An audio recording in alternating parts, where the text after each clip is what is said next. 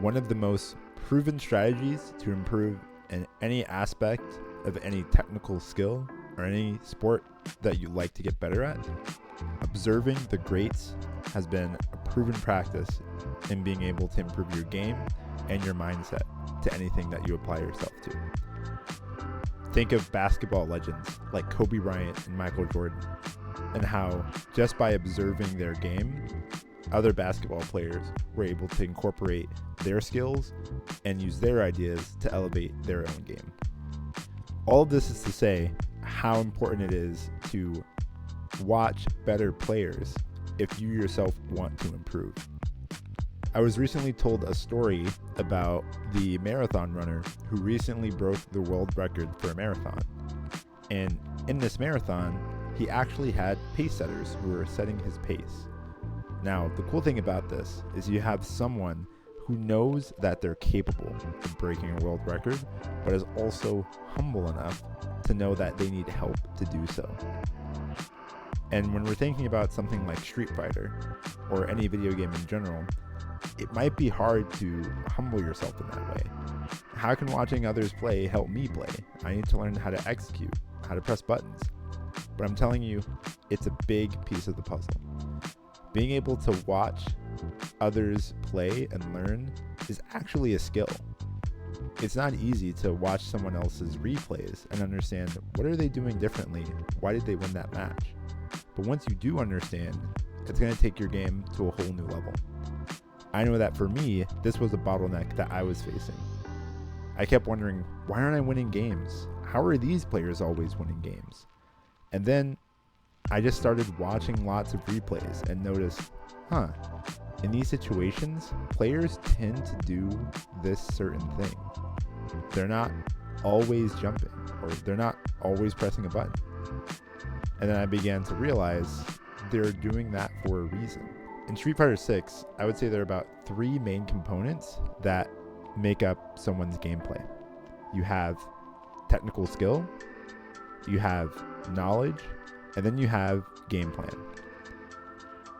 I believe you need all 3 of those things to be a really good player, but something that the top players differentiate themselves with is their game plan. What do they do in certain situations, and how do they improvise? How do they use information from a match in order to understand what is the next thing that I need to do? For me, I've realized that there's a strategy in understanding that you want to create calculated risk. In Street Fighter 6, every time you press a button, you're vulnerable to an attack. Every time you move, you're vulnerable to an attack. But you also need to make yourself vulnerable in order to win. You have to do damage to the opponent. So the question is, are you asking yourself, why am I making myself vulnerable? How am I going to make myself vulnerable? What is my reward if I'm correct? And what is my punishment if I'm wrong? And if I'm wrong, what am I going to do after? And if I'm correct, what am I going to do after? Being able to fluidly piece together all of these ideas is going to make you a much better player while you're building your foundations of technical skill and knowledge. Technical skill and knowledge are things that every person can develop. But I believe what differentiates you at a higher level is how you can create a game plan based on the match that's happening and how your execution and knowledge helps you execute that game plan. But in order to do so, you need to have an understanding of what is a game plan. How do people make game plans? And that's why I think watching replays of higher players who are much more skilled or much more experienced, is only going to elevate your game and is a skill that every player should be working on if you want to reach the highest level of Street Fighter. Think about recently, Capcom X just happened, and they crowned $1 million winner.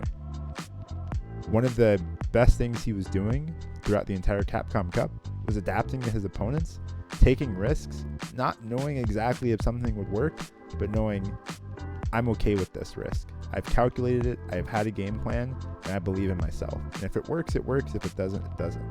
But to get to that point where you have that level of confidence and the ability to think outside the box to beat higher ranked players is how you get to that level. So if you haven't already, I'd recommend Find someone who plays your character, someone that you like, and just watch their gameplay. Watch their gameplay, but ask, why do I think they're doing what they're doing? Why did he press the button there? And trust me,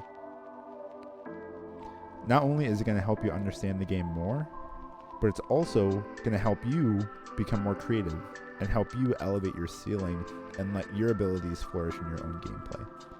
So if you haven't thought about watching gameplay of higher ranked players and just observing what other people do, I definitely recommend it. It's helped me in my gameplay and get me to higher and higher levels, and it's something that I'm still learning how to do better as I progress in my skill.